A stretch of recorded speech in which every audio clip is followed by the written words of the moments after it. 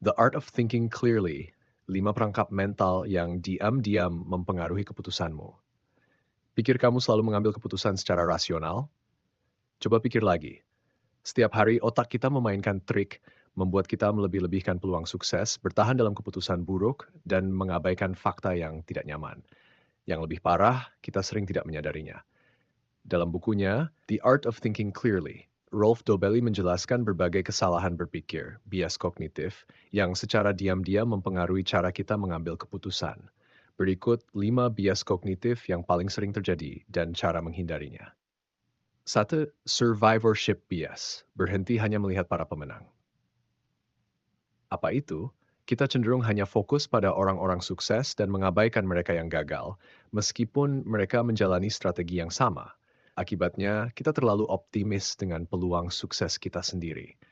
Contoh, kita mengagumi miliarder yang drop out dari kuliah, seperti Steve Jobs, Bill Gates, dan Mark Zuckerberg, lalu berpikir kalau berhenti kuliah adalah jalan menuju kesuksesan. Tapi bagaimana dengan ribuan orang yang drop out dan tidak berhasil? Kita jarang mendengar kisah mereka. Cara menghindarinya, selalu tanyakan apa yang tidak terlihat di sini.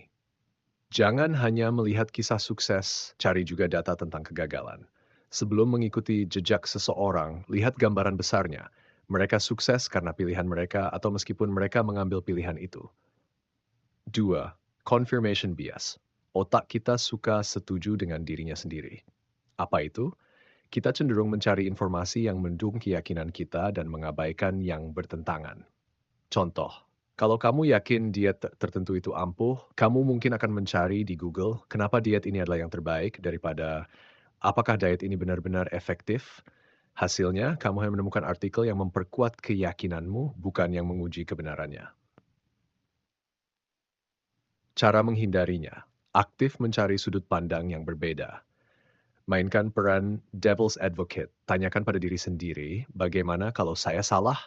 Kelilingi diri dengan orang-orang yang berani menantang perspektifmu, bukan hanya yang selalu setuju. 3. Sunk cost fallacy.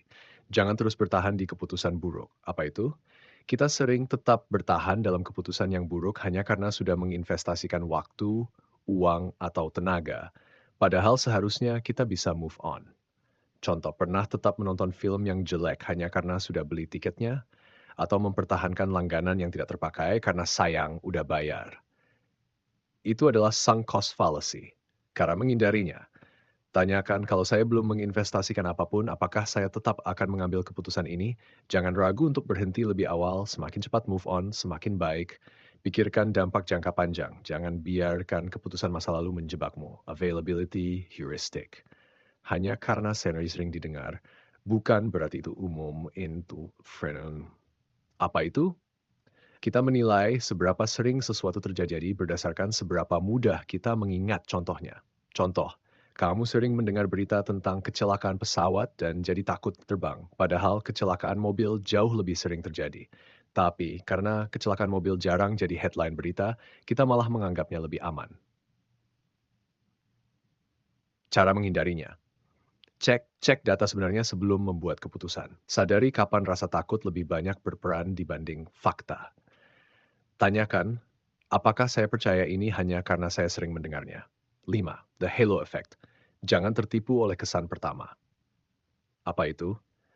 Kita sering menganggap seseorang yang baik dalam satu hal pasti hebat dalam hal lainnya juga. Contoh, kita sering berpikir bahwa orang yang menarik pasti lebih cerdas atau bahwa seorang CEO sukses pasti jago dalam segala bidang. Padahal, kehebatan di satu aspek tidak otomatis berarti dia unggul di aspek lainnya.